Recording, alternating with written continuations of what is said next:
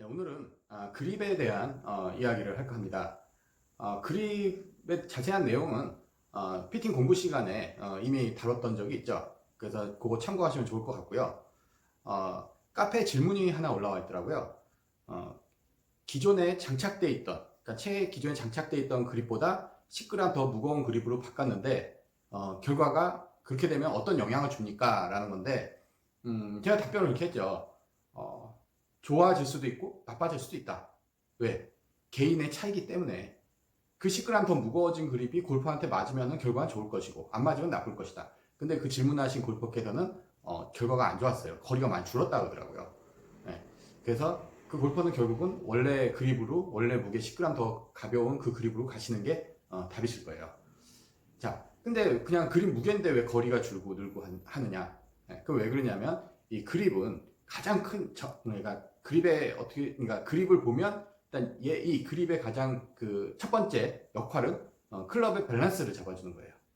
예. 자, 이게 제가 손을 이렇게 받치고 있죠. 여기 이 왼손을 이렇게 받치고 있으면 클럽을 놓으면 이렇게 중심이 잡히죠. 예, 이게 밸런스예요. 이 밸런스인데 원리는 간단해요. 이 그립 쪽을 무겁게 하면 이렇게 되는 거고, 그렇죠? 그리고 그립을 가볍게 하면 앞으로 이렇게 쏠리는 거고. 이게 시소 같은 그런 거죠. 자, 근데 이게 그립을 뭐 10g 바뀌었다 해서 제 이 손의 위치가 뭐 이만큼 변하고 이만큼 변하고 그게 아니에요. 여기서 아주 미세해요. 그래서 그거 체크하기도 참 쉽지 않아요. 예. 근데 이렇게 손에 이 중심을 잡아가지고 그거 몇 미리 체크하기는 어려운데 스윙을 해보면 딱 알아요. 예. 그래서 제가 피팅을 할 때도 항상 맨 마지막에는 이 그립을 갖고 밸런스를 잡아요. 그래서 이쪽 끝에다가 뭐 무게를 더 추가하는 경우도 있고 그립을 굉장히 가볍게 끼는 경우도 있고 뭐 여러 가지가 있죠. 그래서 이 밸런스를 잡는데 아주 큰 역할을 한다는 거.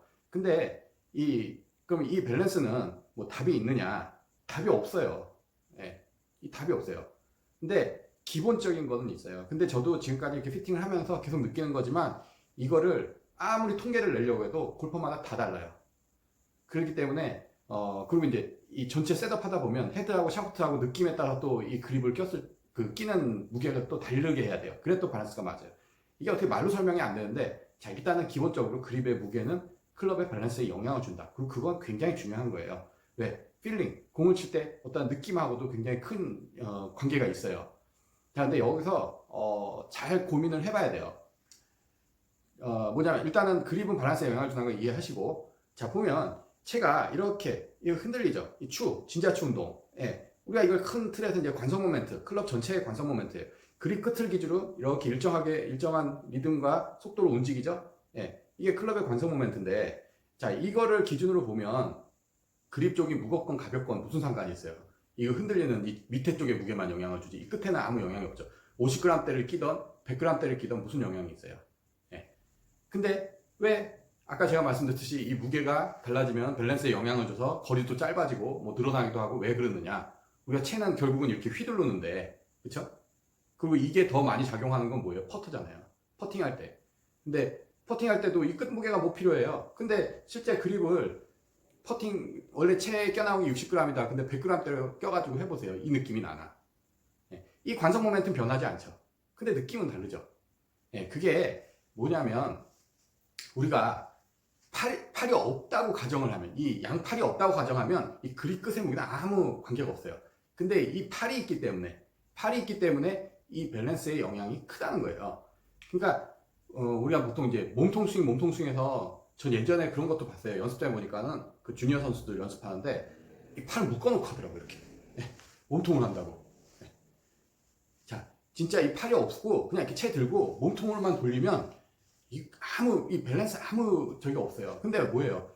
몸통을 이렇게 회전하는데 팔은 위아래로 이렇게 움직이잖아요. 예.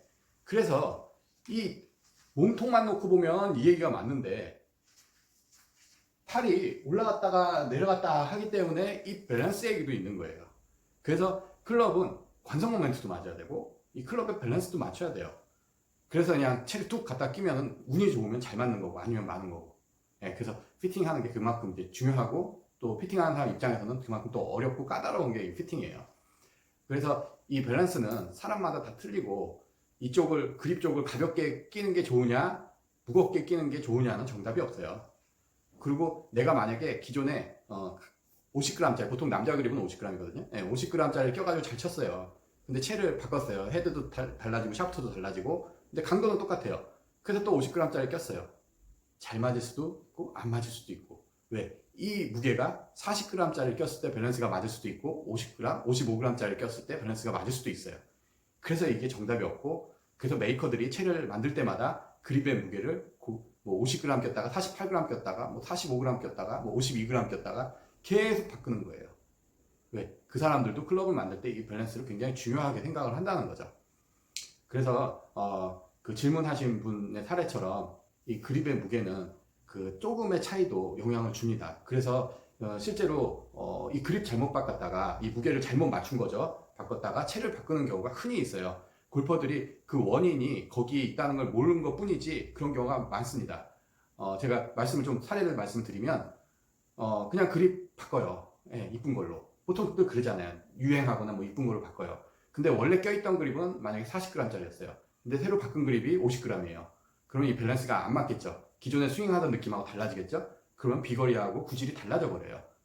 예, 좋아지면 땡큐죠. 근데 나빠졌을 때를 말씀드리는 거예요. 근데 나빠지고 나면은 그 다음에 뭐 오겠어요. 처음에야 뭐 내가 좀 익숙해야 되나 보다 뭐 하지만 좀 지나도 계속 안 좋아져요. 더 안 좋아지고 더 안 좋아지고. 그러면 갑자기 스윙을 바꿔요. 레슨을 받거나. 그래도 잘 안 되죠. 원인이 클럽에 있는데 스윙을 바꾸고 뭐 레슨을 받는다 해서 뭐가 달라지겠어요. 조금 차이가 생긴다 해도 결국 근본적인 원인은 클럽에 있는데.